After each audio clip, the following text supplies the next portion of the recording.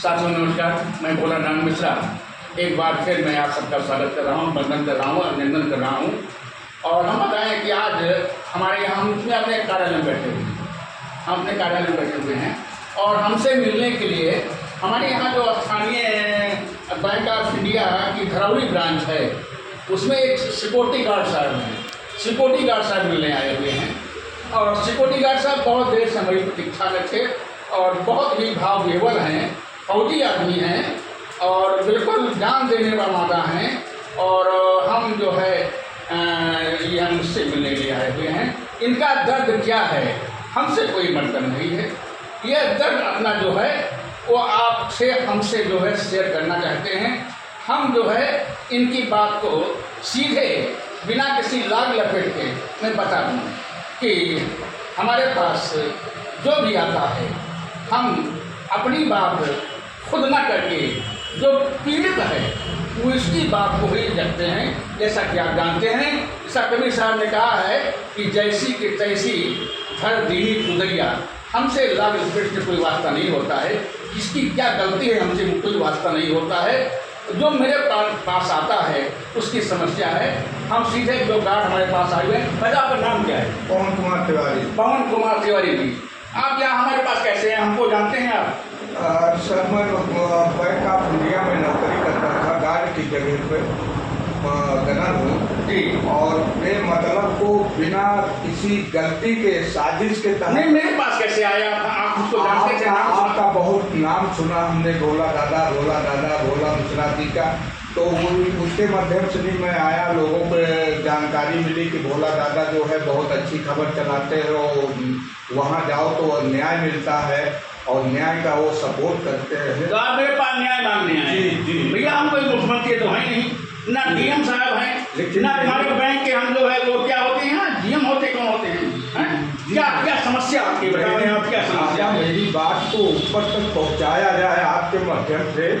मैं गरीब आदमी हूँ। देखिए फौजी रोता नहीं है, रोइए नहीं। मेरे पेट पे बेवजह मैनेजर मधु तिवारी ने जो मीट मछली गोश्त खाने वाला और एक अन्य ग्राहक को कैश काउंटर और लाकर के तरफ तक का वो भेजता है, नहीं कहता है कि ये लाकर में तो गैर एम्प्लॉई आदमी नहीं जा सकता। हाँ, वो जगन साहब का आदेश है कि कोई वहाँ नहीं जाएगा, ग्राहक तो क्या वहाँ मैनेजर साहब ने अलाउ किया है कि किसको? आनंद यादव को, कि कोई आनंद यादव कौन है? आनंद यादव एक शराबी है, ढोल वादक है और वो जागरण में गाना गाता है, वो आदमी है। उस बंदे से मैनेजर का व्यवहार है और इतना अनर्गल व्यवहार है कि वो तीसरे दिन चौथे दिन जाके मुर्गा उबाल के फिर उनके साथ में बैठ के दारूबाजी करता है। खैर ठीक है, खाने पीने से हमको कोई परहेज नहीं, लेकिन मैं सिक्योरिटी का गनमैन हूँ और सुरक्षा के दृष्टि से भी कोई अदर आदमी अगर हमारे बैंक के अंदर लाकर की तरफ जा रहा तो उसका रोकने का मेरा फर्ज है। और उसको जब मैं रोकता हूँ तो मैनेजर हमारे ऊपर गुस्सा हो जाते हैं और कहते उसके प्रति बदले की भावना से हमको नौकरी से निकलवा दिया। एक झूठी रिपोर्ट, झूठी कंप्लेंट लेके संतोष वर्मा के नाम से एक साजिश के तहत। संतोष वर्मा कौन है? संतोष वर्मा एक ग्राहक है जो वो भी एक आनंद यादव के साथ और मैनेजर साहब के साथ में मिलकर साथ में बैठ के दारूबाजी करते हैं सर।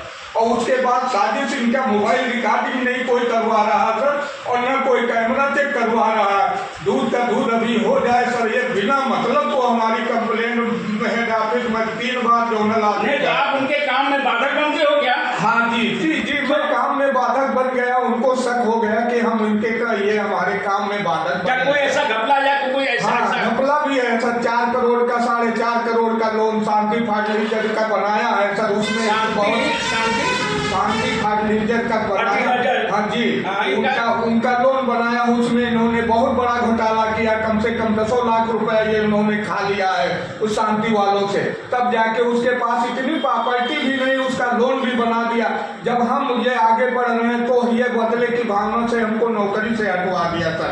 नहीं, तो उसमें आपने क्या कोई विरोध किया, कोई कंप्लेंट किया? क्या नहीं, कोई कंप्लेंट सर। जब हमको नौकरी से निकलवा दिया सर साजिश के तहत, तब हमने इनकी कंप्लेंट ये किया है। कहाँ पे किया है कंप्लेंट? वित्त मंत्रालय सर किया है। वित्त मंत्रालय में कंप्लेंट किया? वित्त मंत्रालय में इन्होंने लोन जो है वो गलत दे दिया है। जी और अपने आनंद यादव को जो इनके सगे संबंधी हैं सर, उनको भी लोन दिया है, उनकी भी प्रॉपर्टी को जांच किया जाए सर। और ये अशरफ अली है सर, बैंक ऑफ इंडिया में बीसी है, वो 8वां पास है, उनको बीसी बना दिया गया है सर। क्या उनकी जांच नहीं होनी चाहिए? तो जो डिग्री वाला होता है, बीसी डिग्री होती है, उनकी योग्यता की जांच नहीं होनी चाहिए।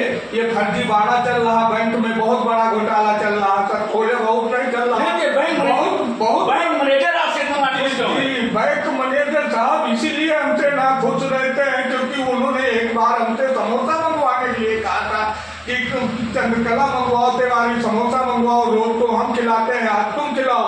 तो हमने एक दिन कह दिया कि साहब क्या गार्ड का हजम कर लोगे, मैं गार्ड हूँ। तो उन्होंने कहा क्यों भाई, ये तफरीबाजी में है, क्यों नहीं खा लेंगे हम। तो हम लोग फिर 500 का नोट जब देने लगे तब फिर नहीं दिया, उनको बुरा लग गया। जो हमने कह दिया गार्ड का हजम कर लोगे तो उनको बुरा लग गया। वो उस दिन से हमसे और नाराज होके होने लगे। एक दिन हमसे 20,000 केबिन के अंदर रुपया मांग रहे थे। किसी कस्टमर का खाता जो है हुआ हो रहा था, खराब हो रहा था केसीसी वाला, तो वो 20,000 रुपये हमसे मांग रहे थे कि तिवारी इनको आज पैसा उधार दे दो और कल ये तुमको वापस कर देंगे। तो साहब इस छोटी छोटी चीज़ों से कोई दिन हमसे पान मंगवाते हैं, कोई दिन हमसे दारू मंगवाते हैं सर।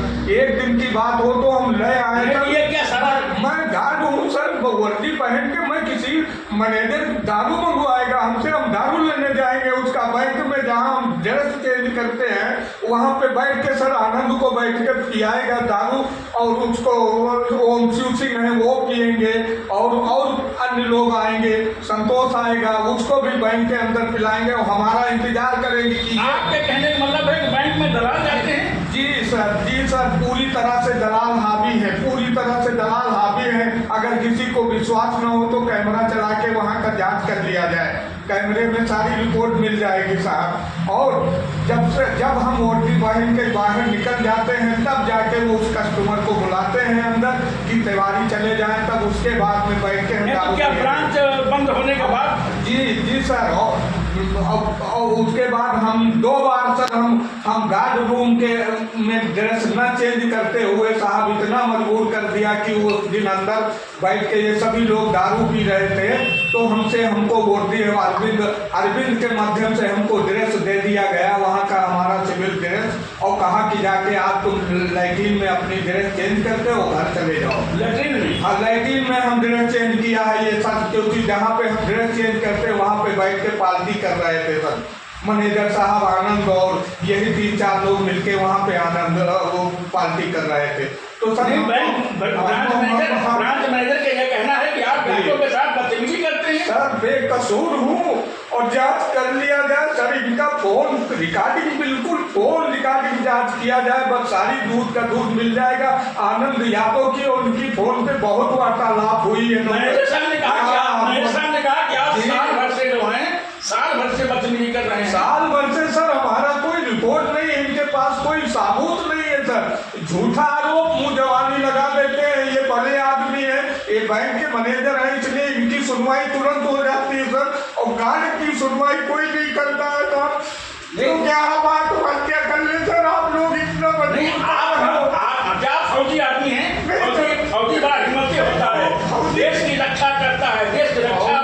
फौजी की बात अलग है सर, एक सामान्य नागरिक का या मान लिया ऐसे सभी का सर ऐसे ही बुरा हाल होता रहेगा, अन्याय मिलेगा सर। सच जो होगा उसको दबा दिया जाएगा और झूठ जो होगा उसको नहीं। तो ये मैनेजर साहब आपसे इतना क्यों नाराज होते? जी सर, यही सब छोटी छोटी चीजों से नाराज होते हैं। आपका काम है कि गेट पर रहना और बैंक के अंदर सर गार्ड जो होता है वो बहुत अहम चीज होती है सर। गार्ड को हर एक चीज मालूम होती है। मैनेजर साहब के पास जो मिलने जाता है वो तक का खबर रहती है गार्ड के पास कि ये कौन आदमी किस तरह का है, क्या बातें हो रही है।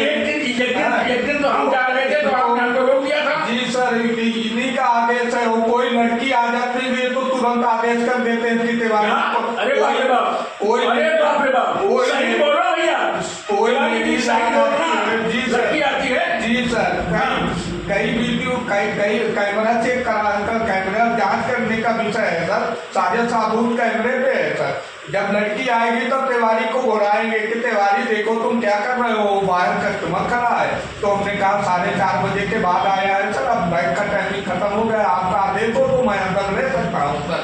तो बोले नहीं, वो उससे पूछो काम, पूछो क्या काम है। तो हम पूछ के काम आए तो उन्होंने कहा पासबुक प्रिंट कराना है। तो बोले ठीक है, उसको अंदर ले लो। जबकि अदर कस्टमर जब आते हैं बैंक चालू होने के टाइम, बैंकिंग के टाइम आते हैं तो उनसे बताया जाता है कि मशीन खराब हो गई है, 3 दिन के बाद आना। फिर जब वो 3 दिन के बाद आते हैं तो कहते हैं अभी बन नहीं पाई है, अभी जाके 2 दिन और वेट करो। फिर केवाईसी में सर 1-1 महीना 2-2 महीना लगा देते हैं। लोगों के बच्चे हॉस्पिटल में रहते हैं और उस कस्टमर रो के बेचारा चला जाता है बैंक के अंदर से बाहर, उसका केवाईसी नहीं पास करते। सर कहते खाता बंद है, जब केवाईसी चालू हो जाएगा तब पैसा देंगे। अब बताइए सर, बैंक में पैसा अगर कोई कस्टमर जमा करेगा और उसका मौके पे समय पे काम नहीं होगा, उसका बच्चा बीमार है, तो उस पैसे का उसका क्या काम है? इस बैंक को खाता खुलवाने से उसका क्या मकसद रह गया? मैनेजर और एडमिन होम सिंह साहब जो है, एक बूढ़ लोग जो चलने फिरने असमर्थ है, उनसे कहते हैं आधार लेके आओ तब पैसा निकलेगा। अब बताइए सर, वो चलने में असमर्थ है, ऐसा भी कोई ऐसा करते हैं सर। एडमिन जो बैंक के एडमिन है ओम सिंह, वो तो बहुत अत्याचारी है सर। बैंक मैनेजर ओम सिंह तो बहुत अत्याचारी है सर।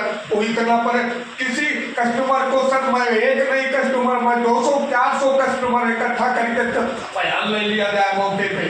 मैं एक गांव का आदमी कस्टमर नहीं बुलाऊंगा सर। अब जिस दिन हमको बताया जाए कि आज कस्टमर को बुलाओ, 200 कस्टमर बुलाओ, और किसी कस्टमर से मैं बात नहीं करूंगा, वो 200 कस्टमर से आप बयान ले लीजिए कि किस तरह से बैंक के अंदर काम होता है, किसी का काम नहीं होता। तो ये काम, छोटे मोटे काम के लिए बंदा आता है, उसके लिए पूरा दिन उसका खर्चा होता है सर।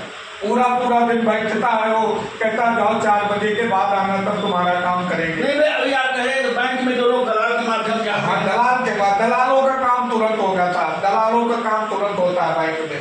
मैं गार्ड हूँ सर, मुझसे ज्यादा किसी को नहीं जानकारी। मैं बहुत अहम होता है गार्ड, बैंक का गार्ड बहुत अहम होता है, क्योंकि वो लिखने पढ़ने का उसके पास कोई काम नहीं रहता, वो सबके ऊपर नजर बैठाए रखता है और सब तरफ वो घूमता टहलता है, इसलिए उसको बहुत अहम जानकारियां हैं सर। लेकिन मेरी बात को दबाया जा रहा है। मैं मैनेजर साहब की बहुत अंदरूनी कमियां पकड़ लिया हूँ। उसको शक हुआ कि ये तिवारी हमारे अंदरूनी कमियां सब पकड़ लिया, मीट खाने की बात पकड़ लिया, दारू पीने की बात पकड़ लिया, इसलिए हमको सर वो साजिश के तहत हमको हटा दिया नौकरी से सर। बस और कुछ नहीं कहना चाहता हूँ सर। या तो हमारे साथ न्याय हो, न्याय नहीं होगा तो मैं 5 आदमियों को परिवार हूँ, मैं इच्छा में कि आप लोगों से आदेश हमको मैं नहीं जीना चाहता हूँ। ऐसे बड़े लोग कहाँ छोटे आदमियों को जीना देंगे सर? बताइए सर, हमारे बच्चे 3 हैं, तीनों नाबालिग बच्चे हैं, वो भी सरकारी स्कूल में हमने एडमिशन कराया। बताइए, इनके सबके बच्चे हाई क्लास के स्कूल में पढ़ाई करते हैं, हमारे बच्चे सर बताइए सरकारी स्कूल में पढ़ाई कर रहे हैं। साथियों, आपने सुना एक सिक्योरिटी गार्ड का दर्द, एक फौजी का दर्द क्या है, क्या असलियत है। इसके बारे में तो मामला जब जांच हो, जैसा कि इन्होंने बताया है कि किस तरह से बैंक में भ्रष्टाचार को बढ़ावा मिल रहा है, दलालों को बढ़ावा मिल रहा है, किस तरह से बैंक के अंदर, जैसा कि इन्होंने आरोप लगाया है कि वहाँ पर दारू है, ये है, टेन तो नहीं होना चाहिए ब्रांच के अंदर, वो होता है, ग्राहकों की सुनी नहीं जाती है, जो दलाल के माध्यम से आता है उसकी सुनी जाती है, फर्जी लोन कर दिया जाता है करोड़ों रुपए का, जबकि उसकी हैसियत नहीं होती है। अब इनकी बातों में क्या असलियत है, ये तो जांच करने पर ही मालूम हो सकता है। हम जो है ये आज हम जो है इनके आंसू देख करके हम खुद भी बहुत भाव विह्वल हो गए हैं, क्योंकि फौजी जो होता है देश का रक्षक होता है, देश का नौजवान होता है, देश के लिए अपने प्राण देने वाला होता है, उसकी आंखों में आंसू देख करके हम भी थोड़ा सा भाव विह्वल हो गए हैं। अब क्या असलियत है जो इन्होंने गार्ड साहब ने कहा है, जो अभी हमारी मैनेजर साहब से बात हुई है, मैनेजर साहब कह रहे हैं कि यह गार्ड जो है साल भर से जो है बदतमीजी कर रहा था, जब साल भर से बदतमीजी कर रहा था तो इसको क्यों नहीं नहीं निकाला गया? ये एक सवाल है, ये एक सवाल है कि जब वो गंदा था, 1 साल से गंदा था, तो उसके खिलाफ कार्रवाई अब तक क्यों नहीं की? आखिर अब कार्रवाई क्यों की है? ये सवाल है साथियों। इसी के साथ मैं भोलानाथ मिश्रा एक बार फिर मैं आप सबसे विदा ले रहा हूँ। अगले सफर पर फिर मुलाकात होगी। जय हिंद, जय भारत।